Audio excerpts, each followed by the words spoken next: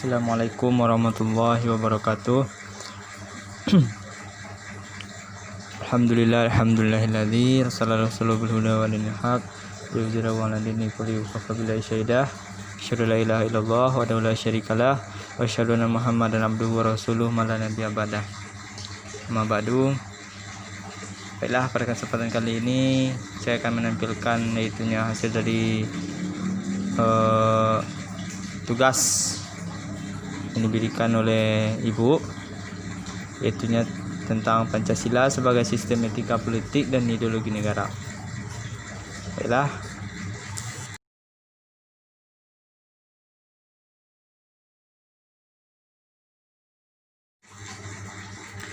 Baik, kita masuk kepada sistem etika politik dan ideologi besar dunia. Ideologi berasal dari kata idea dalam kamus bahasa Inggris yang artinya gagasan. Kata logi yang berasal dari bahasa Yunani yaitu logos yang artinya pengetahuan. Jadi dapatlah kita simpulkan bahwa ideologi ini mempunyai arti pengetahuan tentang gagasan-gagasan, pengetahuan tentang ide-ide, schemes of ideas atau ajaran tentang pengertian dasar. Kita akan masuk kepada pengertian ideologi sebagai sistem etika. Etika, apa yang dikatakan dengan etika? Etika itu adalah suatu ilmu yang membahas tentang dan bagaimana kita dan mengapa kita mengikuti suatu ajaran moral tertentu, atau bagaimana kita harus mengambil sikap yang bertanggung jawab terhadap berbagai ajaran moral.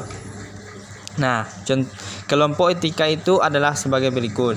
Yang pertama, etika umum, yaitu mempertanyakan prinsip-prinsip yang berlaku bagi setiap tindakan manusia. Yang kedua, etika khusus, yaitu membahas prinsip-prinsip tersebut di atas dalam hubungannya dengan berbagai aspek kehidupan manusia, baik sebagai individu maupun makhluk sosial. Nah, etika khusus terbagi menjadi dua. Yang pertama yaitu etika individual, membahas kewajiban manusia terhadap dirinya sendiri dan dengan kepercayaan agama yang dianutnya serta panggilan nuraninya, kewajiban dan bertanggung jawab terhadap Tuhannya. Yang kedua yaitu etika sosial. Etika sosial membahas kewajiban serta norma-norma sosial yang seharusnya dipatuhi dalam hubungan sesama manusia, masyarakat, bangsa dan negara. Pertama itu kapitalisme. Kapitalisme ini merupakan sebuah sistem yang mulai terinstitusi di Eropa sekitar abad ke-16 sampai 19-an, yang artinya individu maupun kelompok dapat bertindak sebagai suatu badan tertentu yang dapat memiliki maupun melakukan perdagangan benda milik pribadi, terutama barang modal seperti tanah dan tenaga manusia. Dengan demikian, kapitalisme sangat berkeyakinan meraih keuntungan dengan kekuatan kepemilikan modalnya dan menghegemoni para pekerja atau konsumen untuk selalu tunduk dan memberikan keuntungan terhadap para kapitalis. Yang kedua yaitu Marxisme. Marx memandang suatu masyarakat komunis memiliki segala sesuatunya untuk suatu kehidupan yang produktivitas dasarnya maksimal. Yang utama, kebutuhan dasar untuk makan, tempat tinggal dan pakaian akan disediakan oleh masyarakat. Yang ketiga yaitu sosialisme. Sosialisme merupakan reaksi terhadap revolusi industri dan lebih didasarkan pada pandangan kemanusiaan, humanitarian. Paham sosialisme berkeyakinan perubahan dapat dilakukan dengan cara damai dan demokrasi. Lanjut yang keempat, komunisme.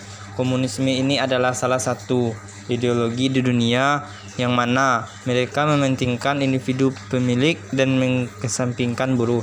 Secara umum, komunisme sangat membatasi agama pada rakyatnya dengan prinsip agama dianggap candu yang membuat orang-orang berangan-angan. Yang kelima yaitu anarkisme. Anarkisme yaitu sesuatu faham yang mempercayai bahwa segala bentuk negara, pemerintah dengan kekuasaannya, lembaga-lembaga yang menumbuh suburkan penindasan terhadap kehidupan. Oleh karena itu, negara, pemerintahan beserta perangkatnya harus dihilangkan dan dihancurkan. Yang keenam yaitu fasisme. Fasisme ini merupakan gabungan dari rasisme, nasionalisme, dan otoritarisme yang berpusat pada suatu keyakinan mistis terhadap superioritas sekelompok orang tertentu. Negara yang menganut paham fasisme adalah Italia dan Jerman. Yang ketujuh yaitu liberalisme. Liberalisme adalah mencita-citakan suatu masyarakat yang bebas, dicirikan oleh kebebasan berpikir bagi para individu. Liberalisme menolak adanya pembatasan khususnya dari pemerintah dan agama.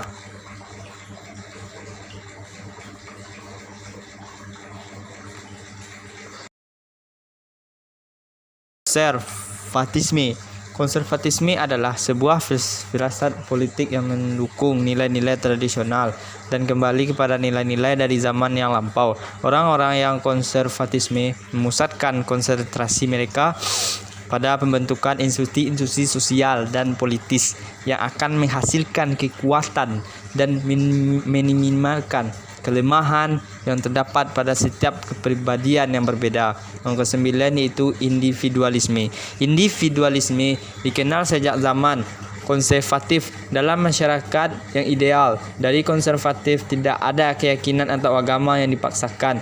Mereka meyakini akan kebebasan secara individual.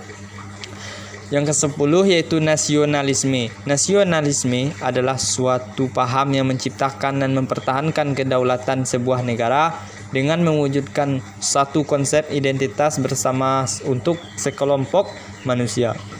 Contohnya yaitu negara nasionalisme adalah Turki dan Belgia. Yang ke-11 yaitu Pancasila. Pancasila adalah negara berdasarkan ketuhanan yang Maha Esa. Manusia pada hakikatnya adalah makhluk individu dan makhluk sosial.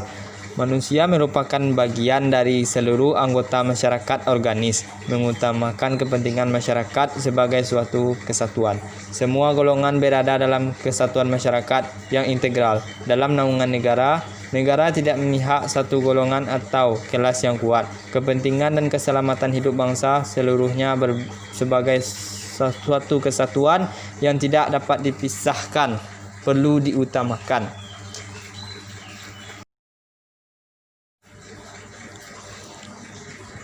Berikutnya yaitu perbedaan sistem etika Pancasila dengan liberalisme dan komunisme.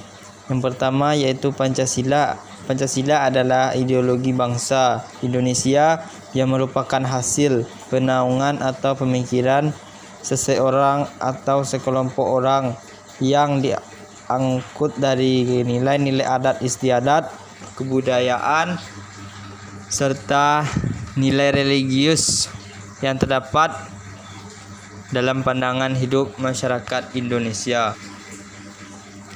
Yang kedua yaitu liberalisme. Liberalisme adalah merupakan paham yang memberikan penakaran kebebasan individu sehingga kesejahteraan bukan menjadi tanggung jawab negara. Yang ketiga yaitu komunisme. Komunisme itu menggunakan sistem sosialisme sebagai alat kekuasaan. Sebagai prinsip, sebuah adalah milik rakyat dan dikuasai oleh negara untuk kemakmuran rakyat semata.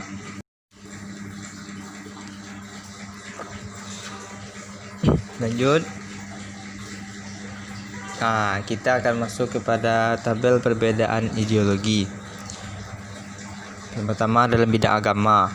Menurut Pancasila, setiap individu bebas memilih agama. Agama harus menuntun kepada masyarakat yang beradab. Sedangkan komunisme mengartikan agama sebagai candu masyarakat. Agama harus dijauhkan dari masyarakat ateisme. Sedangkan liberal itu agama ialah setiap individu bebas memilih agama. Setiap individu bebas untuk tidak beragama. Lanjut, yang kedua hukum. Pancasila, masyarakat harus taat pada hukum. Negara harus melindungi masyarakat. Berikutnya komunisme. Hukum. Negara bebas menjalankan hukum dan menerapkan hukum di masyarakat. Liberal.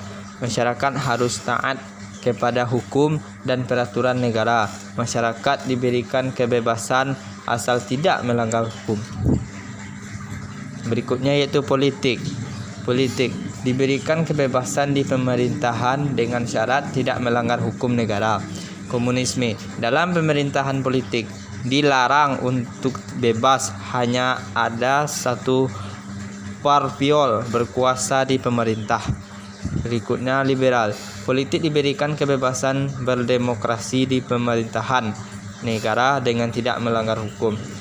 Lanjut, yang berikutnya yaitu ekonomi. Ekonomi Pancasila, masyarakat diberikan kebebasan untuk mengelola sumber daya alam yang ada demi kesejahteraan, namun negara tetap diutamakan. Komunisme, perekonomian sebagian besar dikelola negara untuk kesejahteraan masyarakat. Yang terakhir yaitu liberal.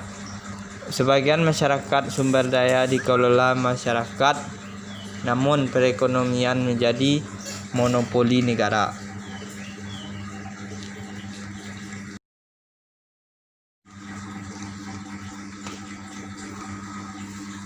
Berikutnya, pengertian Pancasila sebagai ideologi terbuka. Pancasila sebagai ideologi terbuka adalah bahwa setiap nilai-nilai yang terkandung di dalam Pancasila mencakup nilai ketuhanan, nilai kemanusiaan, persatuan, kerakyatan, dan keadilan, dapat senantiasa dikembangkan untuk memenuhi tuntutan perkembangan hidup serta dinamika kehidupan bangsa Indonesia, tanpa harus mengganti atau menghilangkan nilai-nilai tersebut.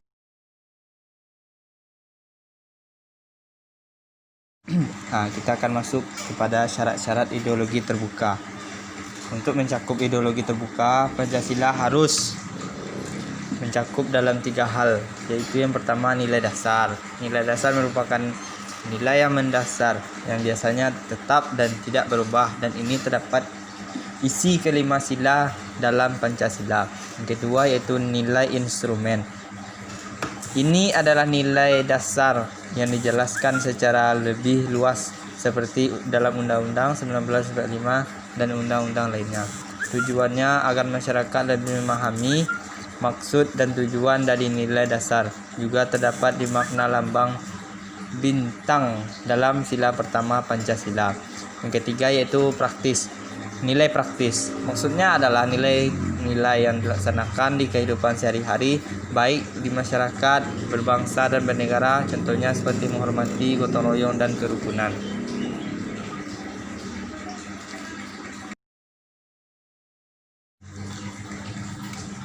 Nah, yang terakhir dari pembahasan kita yaitu sebagai ideologi terbuka, Pancasila ini memiliki 3 dimensi. Yang pertama, dimensi realitas. Dimensi realitas ini yaitu nilai mendasar yang mencerminkan realita kehidupan masyarakat, kemampuan ideologi untuk menyesuaikan nilai-nilai hidup dan berkembang dalam masyarakat. Juga terdapat di makna lambang rantai dalam sila kedua Pancasila. Yang kedua yaitu dimensi idealisme. Suatu ideologi yang ada dalam nilai dasar harus mampu memberikan harapan serta cita-cita pada masyarakat untuk sebuah kehidupan yang lebih baik. Yang ketiga yaitu dimensi pendukung. Dimensi ini bermaksud agar Pancasila bisa mencerminkan atau menggambarkan kemampuan suatu ideologi untuk mempengaruhi dan menyesuaikan dengan perkembangan masyarakat. Nah, itulah ulasan singkat dari materi Pancasila sebagai sistem etika politik dan ideologi negara. Mudah-mudahan dapat kita bermanfaat bagi kita semua. Saya minta maaf. Saya sudahi. Assalamualaikum warahmatullahi wabarakatuh.